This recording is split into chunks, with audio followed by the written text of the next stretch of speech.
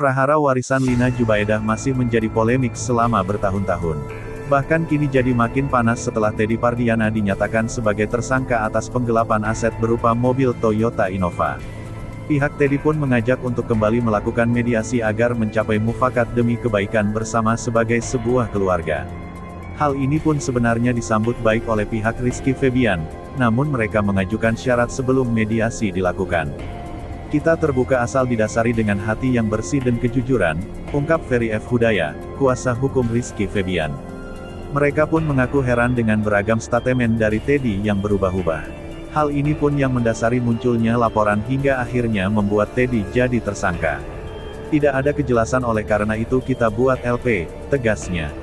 Sebelumnya sempat terjadi pertemuan yang berlangsung pada Desember tahun 2020 dan Januari tahun 2021 di mana mereka mencapai mufakat bahwa Teddy Pardiana akan memberikan sertifikat kos-kosan dengan syarat Rizky Febian membayarkan sebesar 500 juta rupiah.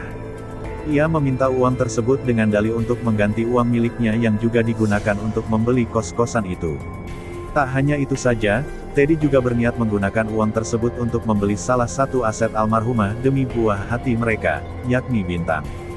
Hasil pertemuan pihak Rizky akan memberikan 500 juta rupiah asalkan kos-kosan diberikan ke pihak mereka. Saat kami ingin meminta pertemuan kembali tiba-tiba mereka menuding Teddy menggelapkan aset-aset warisan, ungkap Wati Trisnawati, pengacara Teddy dalam wawancara virtual. Di bulan Februari dan Maret tahun 2021 diajukan laporan di Polda Jabar atas 3 objek, kos-kosan, uang 5 miliar dan kijang Innova, tambahnya.